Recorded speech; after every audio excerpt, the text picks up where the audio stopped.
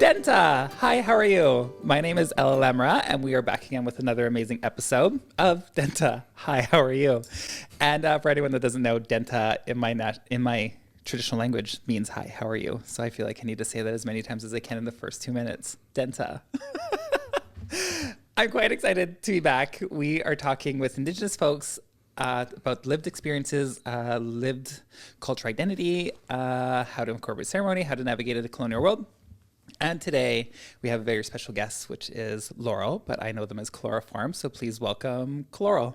Hi, Khalora. Oh my God, it's so good to be here. I know, it's so exciting for you to be here. Yeah. We're between two ferns. Almost. Snakes. Between two snakes. Oh, I'm talking to one too. Ooh. Well, Khalora, can you please introduce yourself to people that may not know who you are? Yeah, I am Khalora Form. I started drag in 2020, end of 2019. I recently found out I'm Indigenous. I'm exploring that world because I was born and raised Kelowna. You know, I'm 26. I don't have a lot of knowledge towards being Indigenous or my own culture because it's been completely whitewashed and completely expunged from my family lineage. So I'm mostly here to try and learn more about my own culture and something that I would love to be a part of, and just educate myself and be able to tell my story in an authentic way.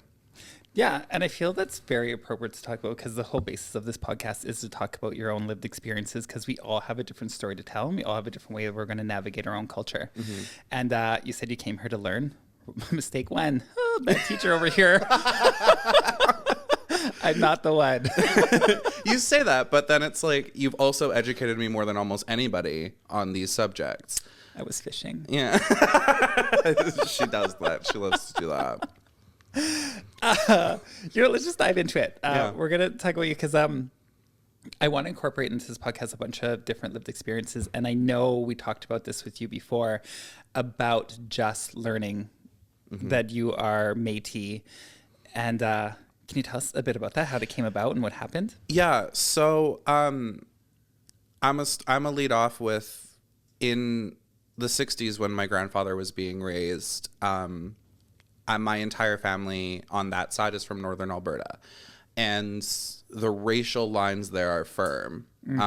It's racism is very heavy. Yeah, racism is very, very heavy, especially back then in the 40s, 50s, 60s. So back then, my great grandparents pretty much expunged any native lineage that they had because they were white passing. Yeah. Expunged it all from our records, and we had no idea. What happened was my mother and my aunts, they decided to start looking into our genealogical heritage and everything. And we always knew we had Indigenous in our bloodline. But when we looked, Grandma B, great Grandma B, Grandma B, I love her, woman had an affair. That hussy. It's funny when we told my grandma Edna that, she's like, I always knew B was a slut. I just so funny. Oh, it was so good. I love it. But yeah, we found that out, and turns out I'm Polish and Indigenous on that side. And I was like, what?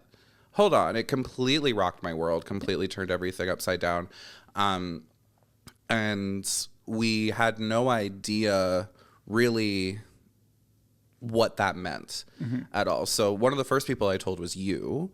And then, of course, I was able to do that Indigenous show with you on Truth and Reconciliation Day. I did 2 shows with you that day. Yeah. And being able to be educated by everyone else in that room was beautiful and enlightening to me.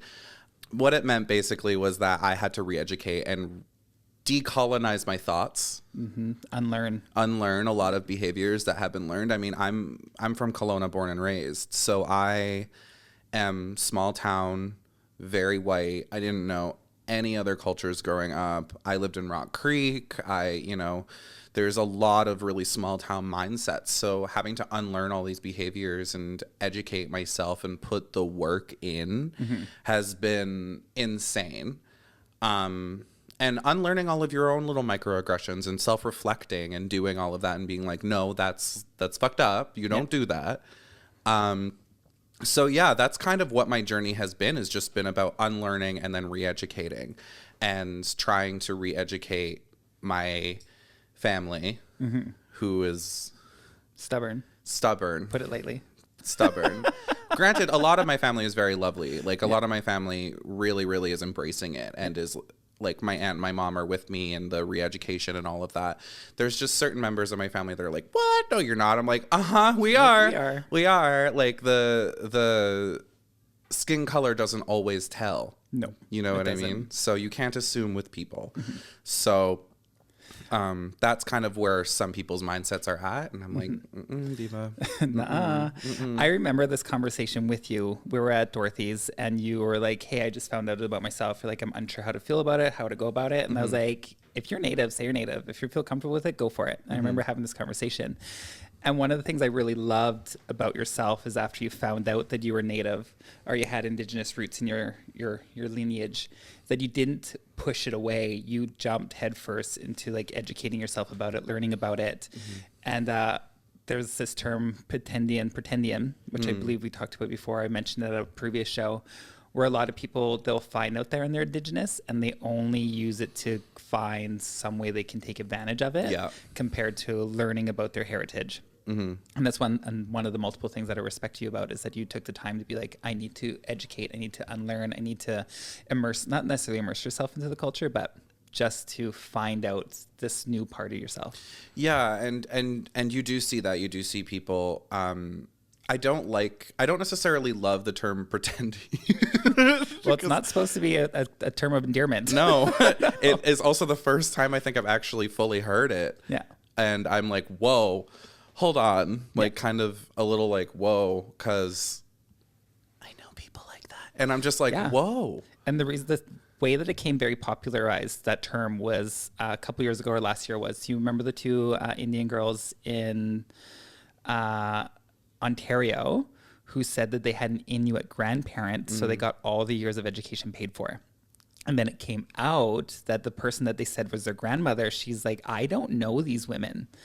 So now, now it went under investigation about these people that were just claiming Indigenous heritage, and then the government the Native Inuit government just gave them money and paid for all of their schooling. So that's where the term pretendian really came to fruition, as people just taking advantage of it when they don't even have sometimes roots. Not the pretendians. Yeah, not the pretendians. Holy shit. Yeah. And it's kind of wild. I believe they were Indian. So I was like, I don't know if that's kind of racial what it means, but that term was made before that. That's insane. Yeah. Oh my God. You never heard of that? No, I never heard of that. They got their whole school paid for, and it was this whole like controversy, because they're like, people were like, why aren't you like monitoring your government more? And they're like, well, we kind of are. But when they found that girl, the grandmother, she was literally like, I don't know these people. They're not my grandkids. Oh my God. That's literally my grandma with me, but for different reasons. I don't know her. Yeah, I don't know her. What the fuck is that? Yeah. L'Oreal? She's not worth it. Oh. Just like a commercial of you tripping instead of like throwing your hair in there. Hey, any show at Dorothy's. Yeah. There it is. Yeah. Hallelujah. I want to like touch back on where you said that you are learning about your culture, and you said a few things.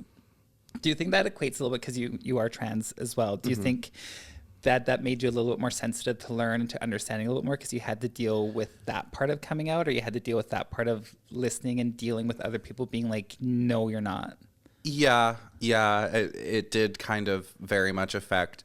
I mean, the whole coming out as trans thing was something that, you know what, I actually experienced that when I was diagnosed with autism at a young age. When I was diagnosed with autism, I was 12, and I had people in my life that were like, no, you don't. What are you talking about? Or thought that I was just a spoiled and coddled kid. So I had that rejection from a very early age of, this is something I am. And it's like, no, you're not. So this is now the third time in my life that I can remember that people are like, you're not this. And like, as a teenager, you're like, oh, you're not gay enough, or you're not masculine enough to fit in with the gay community, which lo and behold, I wasn't. But surprise. Surprise. But then I wasn't masculine enough. I didn't fit in at their parties. No one would even talk to me if you weren't of a certain status in certain areas. And then trans, it happened again. It's like, but I did it to myself. I was like, am I non-binary? Am I trans? Am I both? Am I neither? I don't really know what's going on. And it was years of conflict with that. And I think the main thing I coped with was the drugs. And that's what helped in those moments. It's easy to go to. It is easy to find, easy to get. Especially in our community. Yeah. Very, very easy. And now that I've been off of these substances and I can self-reflect more, I'm realizing more about my transness and identifying with it. So when I found out I was Indigenous, it was almost, I wouldn't say an easy realization, but it was, I'm having an easier time accepting it about myself. Yeah. And I'm having an easier time telling people, like, what the fuck are you talking about? I'm not Indigenous. Of course I am. I know I am. Yeah. I'm having an easier time because of my trans experience and because of my experience in the disabled community. I learned that at a very young age. So I think I'm having a ball. But I also haven't really faced a lot of rejection yet within the Indigenous community specifically. I haven't faced almost any. But granted, I'm still very early on in my journey, so I don't think you'll find a lot of opposition by people saying they're Native because you're taking the time and you're learning. I think the more opposition to people that are just taking it and taking advantage of it. But also, Natives had to fight for so long for being Indigenous. Said when someone says they're Indigenous, we're instantly like, come on in, cousin, let's have a good time.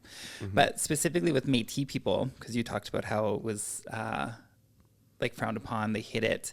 That's the majority with a lot of Métis people, is they found that when they're younger or earlier, is that it was easier to hide their indigeneity and grow up white because the world was more set for that. So it was easier to go about, or it was very frowned upon because like your grandmother was a whore, which was great. Yeah, but, love her.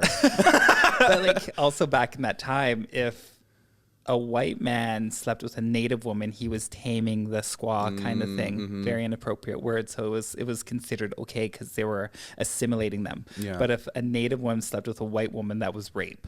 Like there was no middle ground. So a lot of women tend to hide it or like not acknowledge it. Yeah. Which is just another word for hiding it. Yeah. But so I find with Métis people, it's very prevalent in the culture to not know their heritage and then later on come to terms with it or later on like realize it. But like I said earlier, you like ran headlong with it. Headlong? You ran with it. Yeah. My mother too, like we've always had an attachment and an appreciation for Indigenous culture. And growing up too, I was always like, I wish I had a culture to identify with because I had Khalora fornication. No, puffed up lips, cigarettes, fireball. Exactly. Yeah, hey girl. Yeah.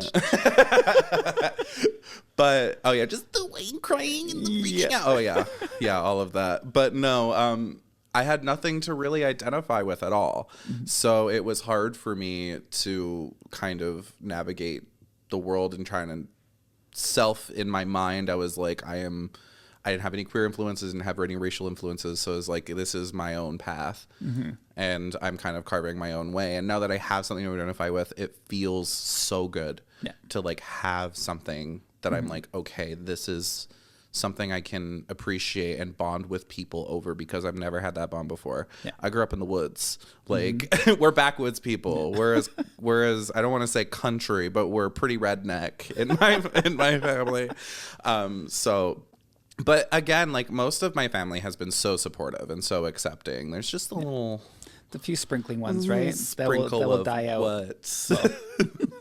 They'll fade out. Their voices will get smaller. Well, the other thing that I wanted to bring up too is like when my grandfather was a kid, he was shipped off to a residential school by his mother. And my grandfather's stories and growing up with that generational trauma were insane. But my grandpa didn't have the traditional residential school story. Yeah. My grandpa was shipped there because his new stepdad didn't want him. Yeah. And his mother said, okay. Yeah. And he ended up in a residential school. He crossed the Peace River.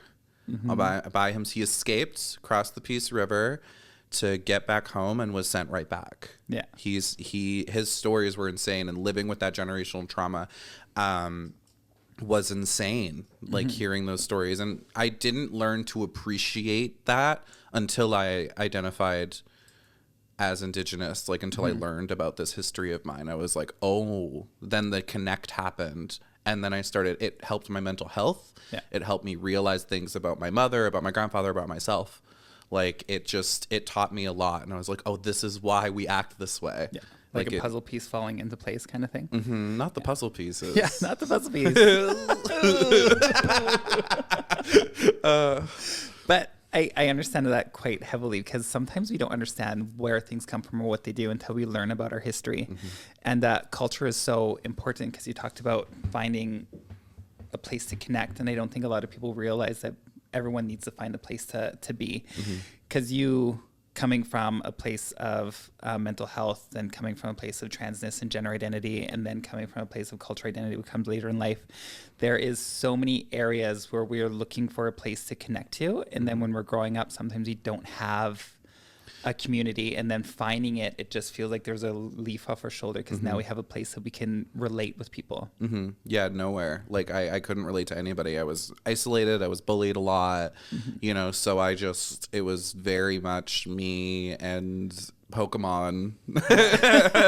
Your best friends. My best friends, the Pokemon. Yeah. Yeah, it was very, very lonely, but it was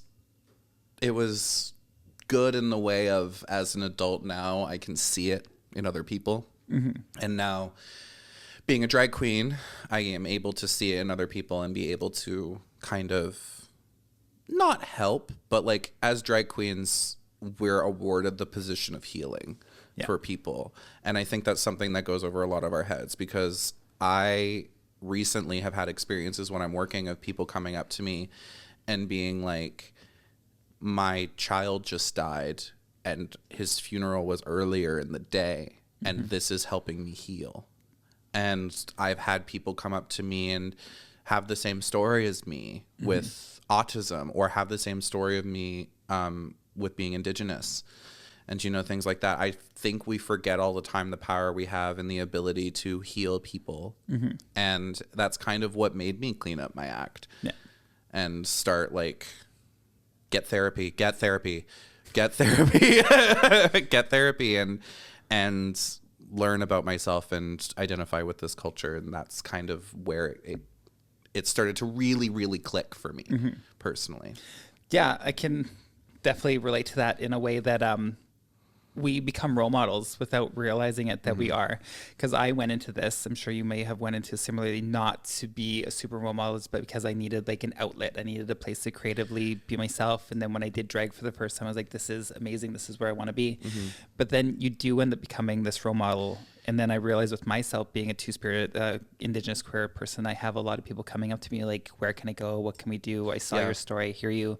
I relate, and I need help. And I was like, and at first I would be like, nope. But, but now I always want to take a moment and be like, you know what, this isn't the proper setting. We can talk about this, but here is my contact. You can reach me through here, and then we can discuss where we want to go. Yeah. Or just do the Ella Lamoureux, amazing, and then walk away and never speak to them again. Literally. Yeah. So cute. Or from the back of the crowd, you hear it, yeah, and you're like, oh, there's Ella. There's Ella. Yeah. Always supportive. But all right, talking about you being a role model now. Oh God. Because you are a role model, cleaning up your life. I've done the same thing multiple times, but also I realized that I would do it for myself, and realize indirectly that once again, it's something that people look up to. So culturally, you talked about people coming up to you and being like, hey, I have the same story about being Métis. How's that been? How's it been, people coming up to being like, hey, I see you. I want to be like you. Let's acknowledge, let's do this. I've always just, a lot of what I say in drag, I mean, I don't remember half of it, to be real with you, because again, it's the sensory overload. It's the overwhelm. It's the, there's loud music. I have epilepsy. There's lights flashing in my face the whole goddamn time. Yeah. It's, a lot of it I don't remember. I do remember specific instances of someone came up to me and was like, I also recently discovered I'm Indigenous. Like, do you have resources? I'm like, I don't, because I'm uneducated. Yeah. I don't know yet. However, I do know a bitch that does have resources. And I had recently just been given that like pamphlet, that, what was their name? The person that gave me that pamphlet from the Two Spirit Society. Oh, that they came from the Two Spirit Emotion when Yes. they were here over the summer? Yes. I don't remember their name, unfortunately. But No, but they were a beautiful person, and Yeah. I had remembered it at the time, so I gave them the link to that. Yeah. And again, like, I don't really know what to say in those moments because I'm still so uneducated, and I feel like it's not my place to take up the torch and lead the way yet. I feel like I will get there, but I feel like I'm not there yet. But there's a lot of power in that, right? Knowing where your limitations are. You'd be like, I'm still learning as well. As like, we can go on this path together. Follow me on social media. Khalora with a K-H-A. Yeah, and then when I post something, you can follow and look at where I'm going with that. Just a little self-promotion. Yeah. Yeah, I mean, that is a lot of what I do, to be perfectly honest. I'll do the same thing as you, where it's like, this isn't the time or place, because especially when we're working at Dorothy's, not only are we performing, not only are we hosting, we're also DJing and doing all the light work and doing everything in the motherfucking world at that bar. So when we're working there, I don't have time to be the one to like talk to each person, and like I can't. So I'll tell people, DM me later. Yeah. And we'll discuss it. We'll discuss it later, because right now I am so overwhelmed. Like, I'm also I'm leading this night. Like, I'm booking 4 performers and I'm putting the night together. Like, this is too much for me right now. So I would like to be able to talk about that. And that's the other thing, is knowing your limits and being able to play within them. Yeah. Oh, BCLC. Know your limit, play within it. But no, it's about knowing your limits, and like, don't pretend like you know, because then, one, you're gonna get in hot water, and you're gonna get that person you just told in hot water if you say something incorrect. So just be the one and be like, no, but I know other people that know a lot about this. Yeah. I like that you said earlier, like, we're in a position of healing, because sometimes I do forget about that. I always remember that I'm in a position of power, and when I talk to a certain way, or talk on the mic, I am leading by example, or people tend to hear me and they take it for like gospel, in lack of a better biblical term. Like, they hear it and they're like, okay, this is the truth. And then I got to remember, I got to step back and be like, I can't say certain things on the mic because people take it too seriously. Yeah. But I do forget that we're also in positions of healing, because that's such a powerful thing that you said. Because we may say things and it's going to help someone along the way. Like you said, you talked about your culture, and someone's like, I also just connected. And then they're probably going to see you as this healthy, amazing individual, but get to know you and they're like, whoa. Yeah, 100%. 100%. No, that's completely the case. Yeah, no. You're like, I present very healthy. But, yeah. You know? Really good at pretending. Yeah. Growing up trans. Yeah. Oh my God, trans. I say it at the beginning of every show. Wait. Before we get started, you need to listen to this, because I've fallen in love every time Khalora introduces herself, because I swear there's things added, but it's just amazing. Can you introduce yourself like you're at the beginning of a show? Yeah, I always forget something or add something in that I haven't added before, but it's like, hello everybody, I'm Khalora Form. I am Kelowna's premier autistic, epileptic, asthmatic, transgender, Indigenous, autistic, mentally ill, seek therapy, drag queen. And it just goes on. And I fall in love with it every single time. So I was like, stupid. She's making sure to hit every ticky box before she gets on stage. When I was made, I'm when gonna I was relate made, to you. Yeah. When I was made, like, they were like, you are going to not only have all the traumas you could possibly have, but you're also going to take on the traumas of everyone like that, because you're going to be a drag queen. So, like, great. But exactly. If you want to learn to deal with opposition, become a drag artist. Yeah. Especially now. Yeah, seriously. But that's the thing. Like, I started drag.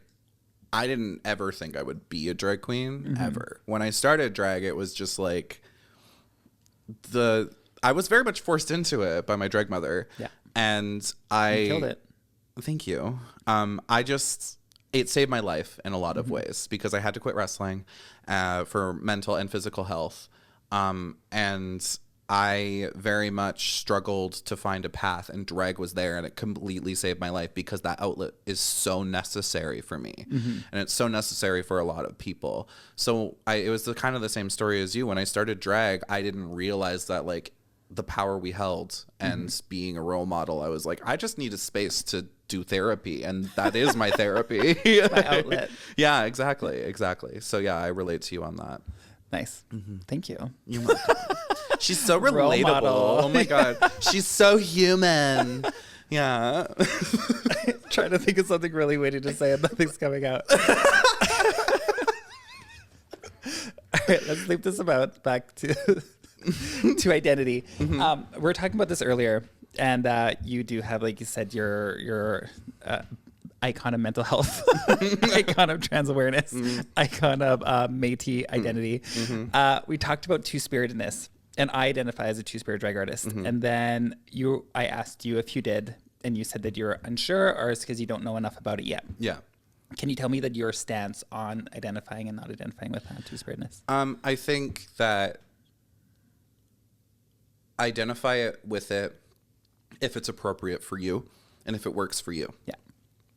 I don't know if it is appropriate for me yet because I am still uneducated on it. I want to learn more about it. Yeah. But I think because I had a conversation with Simma Down and you, Simma Down, when she was in Kelowna. Fort McMurray drag icon. For drag icon. But I had a conversation with her, and she identifies as two-spirit. Yeah. And we were talking about it, and it's like, I feel like I really identify with that. But I don't really know where to go with it yet. And she said to me, she's like, just get educated. This was before I knew I was Métis.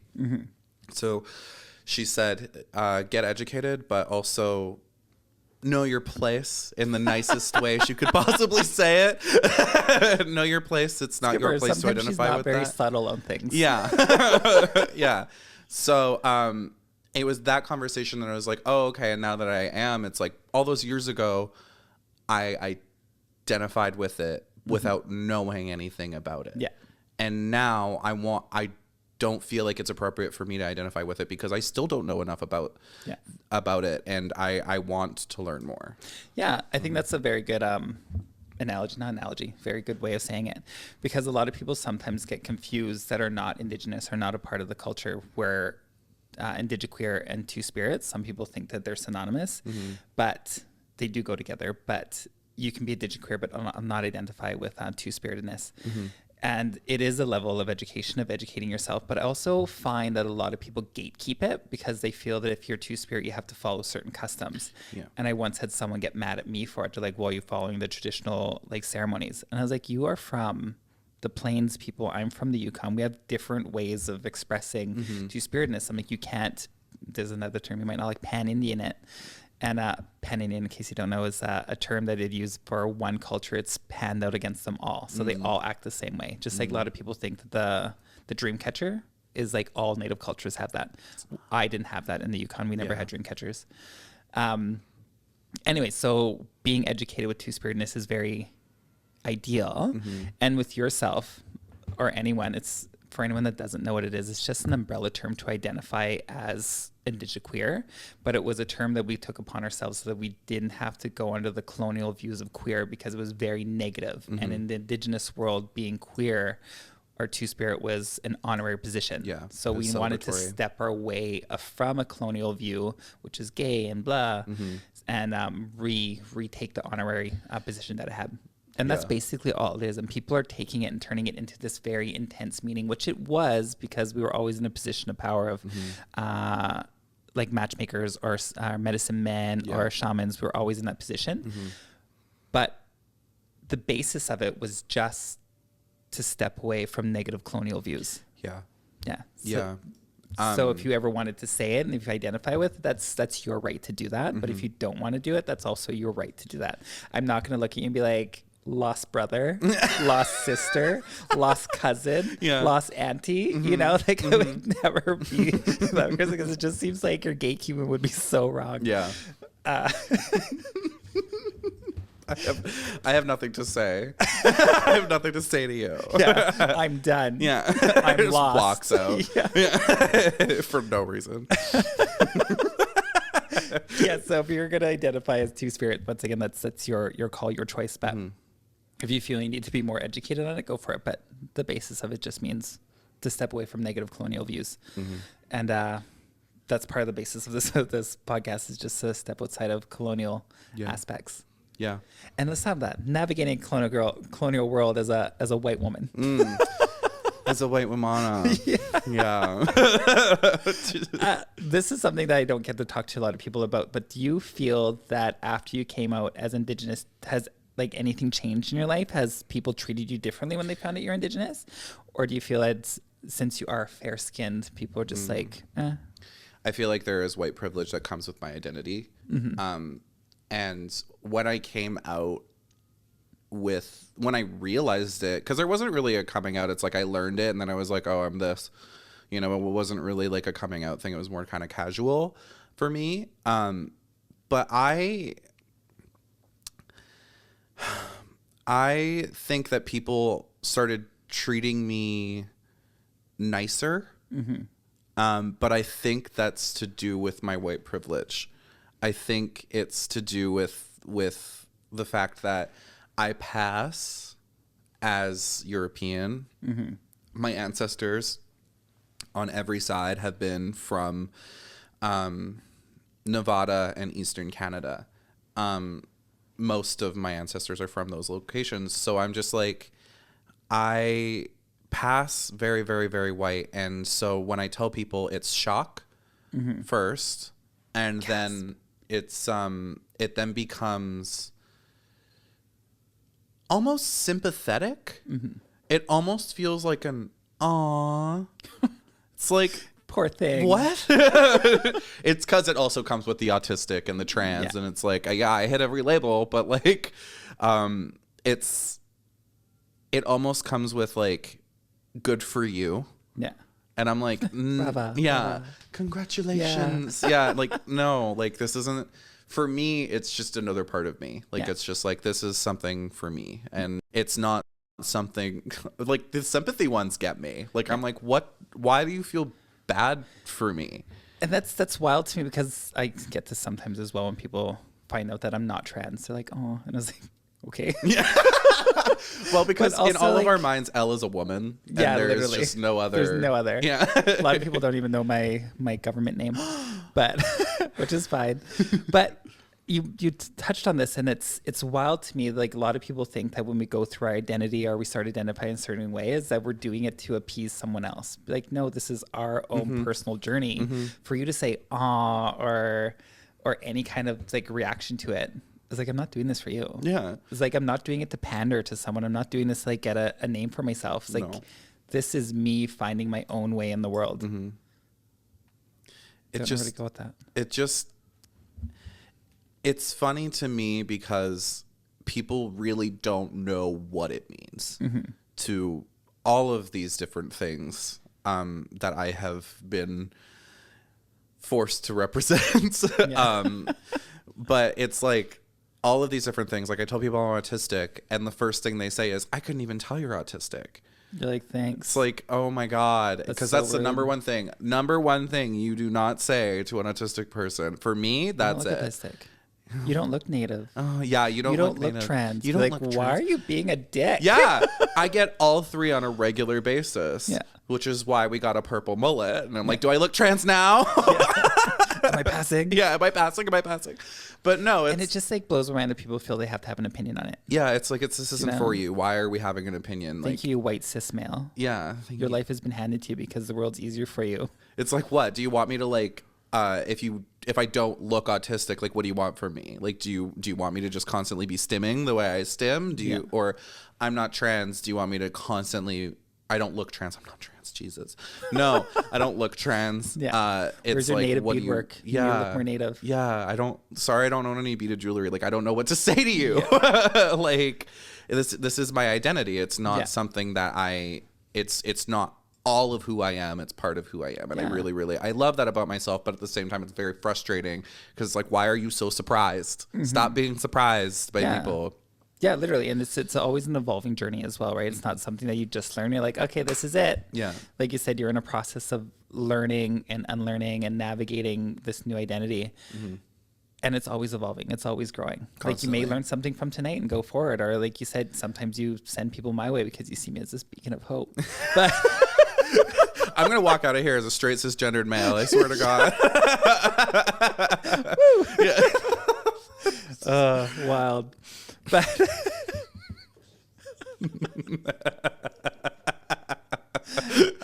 keep that in. Yeah. Listen, I was booked for this. Y'all know what you were getting. No, it's best. It's amazing. Like the candidness, I'm absolutely loving. But let's talk about your confidence, because you, like, I've known you as a very confident person, but I also know you as times when you're feeling down, which we all have. Do you find coming to terms with like your identities? The multiple of them, yeah. I didn't do the no, I will, quotations. You did that. Do you feel that you're very, very confident in identifying as these things, or do you feel that sometimes you're portraying a mask that you're like, I'm gonna fill these shoes, but right now I'm putting this on now until I get there? Second one for sure. Yeah. Like it's a little bit of feeling almost imposter syndrome because of all of the things, and I'm like, I am very confident in a lot of ways. When I'm in drag, it's a completely different confidence versus when I'm out of drag. When I'm in drag, I'll show off my body. I'll be like, I don't care what people think about my body. I don't care what people think about this aesthetic because it's weird and it's for me. Out of drag, I'm very like, I'm going to stay home and play Baldur's Gate. Because, which is amazing. Yeah, because like I used to be bothered so much by the looks, by the stares.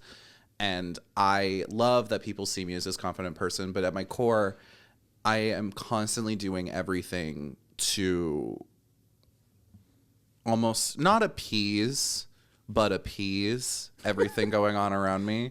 When it comes to a lot of subjects, I am a fucking shambling mess. Like, when it comes to any sort of paperwork, oh my God, it's over. Send me down the river. I'm done. Like, but other things, like I'm very confident in my performing. Put me on any stage in any room. Yeah, and I feel great performer. about it. If anyone has a chance to see Khalora Form, go for it. Fantastic.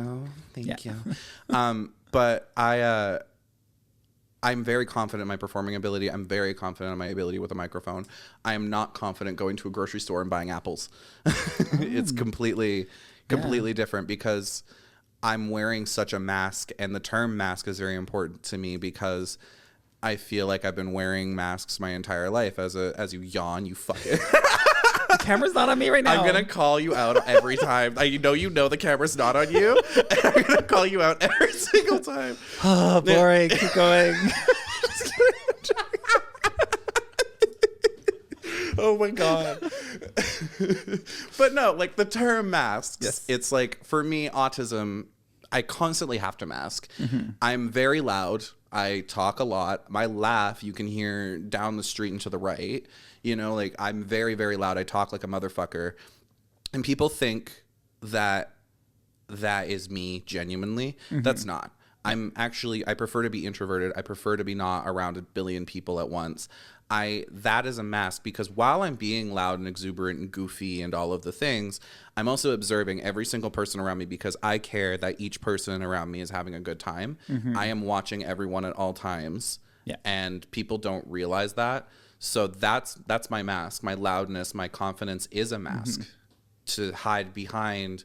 Hiding behind is just a little autistic gay queer trying to just make it through the world and building D&D characters for no reason. Like, you know what I mean? I know what you mean. Yeah. Because like I also go through the things of imposter syndrome sometimes because the more popular we get, the more people tend to know us and the more people expect from us. And then sometimes I got to realize, be like, no, I am these things because I created this person. But there is moments where, like, a lot of people don't realize with myself either, that when I'm out, I'm on. And then I still don't see a lot of difference when I'm out of drag, but I love to just be at home reading a book. Same. It's my favorite thing. Yeah. And then same with having these conversations with people. A lot of people see me out in the world in drag, and I'm just like this wildly inappropriate, saying stupid things, comedian, funny person, sexual person. And then they put me in a situation like this, and they're like, oh, I've never had a serious conversation with you before. Where's the whore? I want the whore Yeah, back. where's the whore? Yeah. We want her back. Yeah, we want her back. No, but kidding. it's true what you said with masks. Like, we're always interchanging them because we're different with everyone. Like, you're going to have a different cultural mask than I am. You're going to have a different queer identity than I am. And then we can put them on or take them off where we want to, or who's going to see the real us and who's not going to. You know what I mean? Like, I'm very grateful that you and I have gotten to know each other over the last 2 years, that I feel like you've let me in. And like, I feel I've let you in as well. And it's just so much more like engaging to get to know someone. And I feel that's with people that meet us in drag, is that they see us as these icons, these very energetic, over exuberant people, and they're like, I need that energy in my life. And it's like, you will, but you also realize that that's not me all the time. Yeah, and I think also on that subject of like you and I getting to know each other, when you're performing with someone so consistently and when you're doing things so consistently with someone, it automatically creates a bond. Like, for trauma bonding completely. Making a fool of ourselves on stage. Ella doesn't know her words. My wig just fell off. Yeah. And it's like, oh, we're fine. And then we still high five at them. Yeah, like, that exactly. was so good. Exactly. We're icons. We're legends. No one noticed. Yeah. No one noticed in a bar full of like 200 people. Yeah. Wigs on the floor. Yeah, no literally. one saw. But I think like working with Kylie so often. Kylie's a burlesque dancer I work with and have worked with all year, twice a week all year. She's someone that I never thought I was going to get this close with. But the bond that's created when you're working so consistently with somebody it's unspeakable. Yeah. And you just get it and you just know. So that's what I appreciate about you and Kylie and my roommate Origin, is like we are able to kind of navigate things unspokenly and get it. And kind of know when people need an off switch versus when they're on. Yeah. You kind of get it. So I appreciate that about being in this industry and learning about it. And yeah, that's it. Yeah, that makes sense. You know, it's funny that you lump me in with those two, only because like they're kind of cold and very quiet people, and then when you're let into their world, they're goofy and funny and silly. Whereas me is like, you see me as an idiot, and then all of a sudden you get to know me, and I'm all like, she's cold and evil. Yeah, cold and evil, judging, side-eye queen, you know? People are going to watch this podcast and be like, do they like each other? Yeah, exactly, bitch. Yeah. No. There we go. Yeah. Keep that in. Keep that in. I can't with you.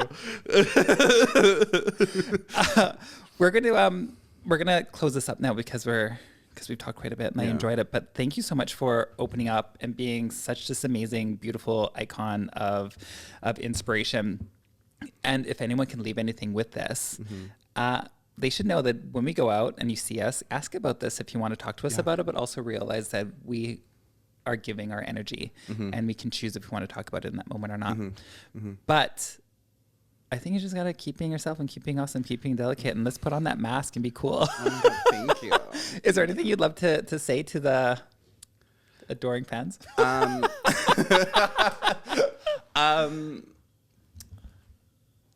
No. That's it. No, I'm totally kidding. No, I just know that I appreciate every person that comes out to a show and supports. I appreciate every second that someone asks because that's the one thing you have to do is ask. And I tell baby drag artists that all the time is ask. Yeah, don't be afraid to ask. Like, don't walk in thinking you know everything. And even if you do know everything, pretend you don't ask. List a few of the new ones that are like that. Oh my God, Ella. But you know what I mean? Like when you're starting out and when you're new to the entertainment world, no matter what entertainment it is, whether it's any acting, singing, drag, whatever, don't walk in like you know everything. And if you do know everything, pretend you don't. Yeah. And just ask, because everyone can teach you a different thing in life. So for the adoring fans, ask questions. Yeah. And just also, though, have an understanding of boundaries. Yes, boundaries are huge. Yeah, so like ask us, but it's also our responsibility to communicate, hey, I'm not able to have this conversation. Let's talk about it later.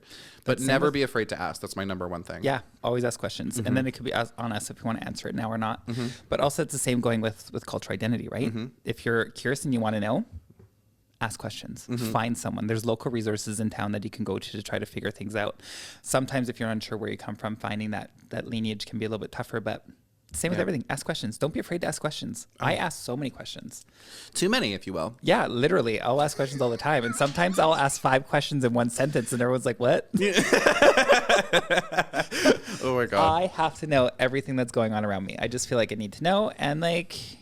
What I love about your response to things is so good, because you'll ask questions so intently and then you'll be like, too bad, so sad, bye. And then that's my favorite thing in the world. It makes me laugh harder than anything. Like when we were telling you about some drama that was happening at some point, you're like, well, that's not my life. And you just left. Like, oh my God. I love you so much. Just keeping it real. I love you so much. Keeping you on edge. I can't. Well, Khalora, if anyone does want to get to know you better on social media, where can they find you? I am on all social media at Khalora Form. That's KHALORA Form. Yeah. I am on all social. Here, smell this. Look. Look. No, I'm on all social media as Khalora Form. And I just like to shit post memes and have a good time. I mean, those are the only websites. That's the only social media that I want to follow. Yeah. I just want to look at memes and laugh and giggle. Yeah. That's all. Post my own shit, but also I'm going to post a photo of myself. Please like. Oh, and I'm the worst at social media. Like, as soon as I post a photo of myself, I'm like, all right, cool. And then I won't post again for like 3 months. And I'm like, oh, wait, this is my job. That's right. I know. It's the hardest part of the job is social media. And some people just get it. And I'm like, I'm also older, so I have to like soften some lines. I'm not as young and beautiful like this 23-year-old bitch beside me. No comment. Anyways, we're going to tie this up now. Khalora, thank you so much for being, like I said, this amazing, beautiful person. I'm very grateful that you've decided to take the time and chat with me today. Thank you. I'm grateful to be invited. I feel important. You are important. You're always important. Now let's take that mask off. You're nothing. Just kidding. Thank you. I'm so grateful. I'm forever grateful. Yeah. All right, everyone. I hope you have a great day. Please follow unicorns.live if you don't already, because we have a lot of amazing episodes coming up. And every week I'm going to have a new amazing Indigenous person so we can talk about life and our journey.